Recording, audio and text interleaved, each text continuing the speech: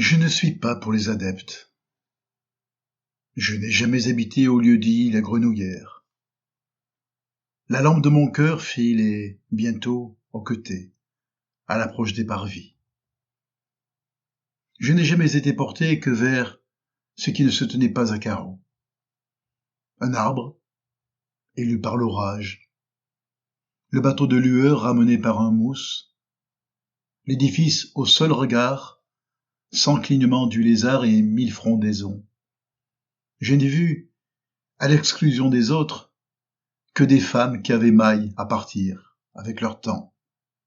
Ou bien elles montaient vers moi, soulevées par les vapeurs d'un abîme, ou encore absentes, il y a moins d'une seconde. Elles me précédaient du pas de la joueuse de tympanon, dans la rue, au moindre vent, où leurs cheveux portaient la torche, entre toute cette reine de Byzance aux yeux passants, de si loin l'outre-mer, que je ne me retrouve jamais dans le quartier des Halles, où elle m'apparut, sans qu'elle se multiplie, à perte de vue dans les glaces des voitures, des marchandes de violettes. Entre toutes, l'enfant des cavernes, son étreinte prolongeant de toute la vie la nuit esquimau. Quand déjà, le petit jour hors d'haleine grave son règne sur la vitre. Entre toutes, la religieuse aux lèvres de capucine, dans le quart de Grozon à Quimper, le bruit de ses cils dérange la maison charbonnière. Et le livre à fermoir va glisser de ses jambes croisées, entre toutes, l'ancienne petite gardienne ailée de la porte, par laquelle les conjectures se faufilent entre les pousse-pousse. Elle me montre, alignées, des caisses aux inscriptions idéographiques, le long de la Seine. Elle est debout, sur l'œuf brisé du lotus, contre mon oreille.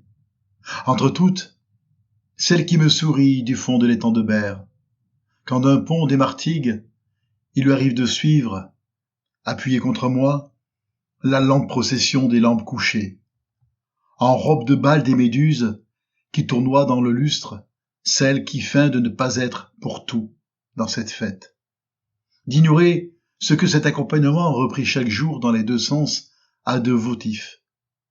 Entre toutes. Et je reviens à mes loups, à mes façons de sentir le vrai luxe. C'est que le divan capitonné de satin blanc porte l'étoile de la lacération. Il me faut ces gloires du soir, frappant de biais votre bois de laurier. Les coquillages géants, des systèmes, tout érigés qui se présentent en coupe irrégulière dans la campagne, avec leurs escaliers de nacre et leurs reflets de vieux verres de lanterne, ne me retiennent qu'en fonction de la part de vertige faite à l'homme, qui, pour ne rien laisser échapper de la grande rumeur, parfois, est allé jusqu'à briser le pédalier. Je prends mon bien dans les failles du roc, là où la mer précipite ses globes de chevaux, montés de chiens qui hurlent, où la conscience n'est plus le pain dans son manteau de roi, mais le baiser, le seul, qui se recharge de sa propre braise, et même des êtres engagés dans une voie qui n'est pas la mienne, qui est à s'y méprendre le contraire de la mienne. Elle s'ensable, au départ dans la fable des origines, mais le vent s'est levé tout à coup. Les rampes se sont mises à osciller grandement autour de leurs pommes irisées. Et pour eux, ça a été l'univers défenestré, sans plus prendre garde à ce qui ne devrait jamais finir, le jour et la nuit, échangeant leurs promesses, ou les amants, au défaut du temps, retrouvant et perdant la bague de leur source. Ô grand mouvement sensible, par quoi les autres parviennent à être les miens. Même ceux-là, dans l'éclat de rire de la vie, tout encadré de bure, ceux dont le regard fait un accroc rouge dans les buissons de murs, m'entraînent, où je ne sais pas aller. Les yeux bandés, tu brûles, tu t'éloignes, de quelque manière qu'ils aient frappé leur couvert émis chez moi.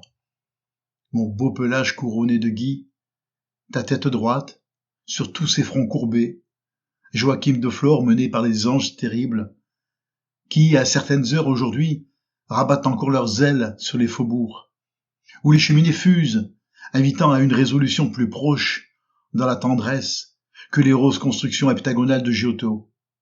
Maître écarte, mon maître. Dans l'auberge de la raison, où Hegel dit à Novalis, Avec lui, nous avons tout ce qu'il nous faut. Et ils partent, avec eux, et le vent. J'ai tout ce qu'il me faut. Jansénus, oui, je vous attendais, prince de la rigueur. Vous devez avoir froid. Le seul qui, de son vivant, réussit à n'être que son ombre, et de sa poussière on vit monter menaçant toute la ville, la fleur du spasme, Paris, le diacre, la belle, la violée, la soumise, l'accablante, la cadière. Et vous, messieurs, bonjour, qui en assez grande pompe avez bel et bien crucifié 2 femmes, je crois. Vous, dont un vieux paysan de Farin-Sandol, chez lui, entre les portraits de Marat et de la mère Angélique, me disait qu'en disparaissant, vous avez laissé à ceux qui sont venus et pourront venir des provisions pour longtemps.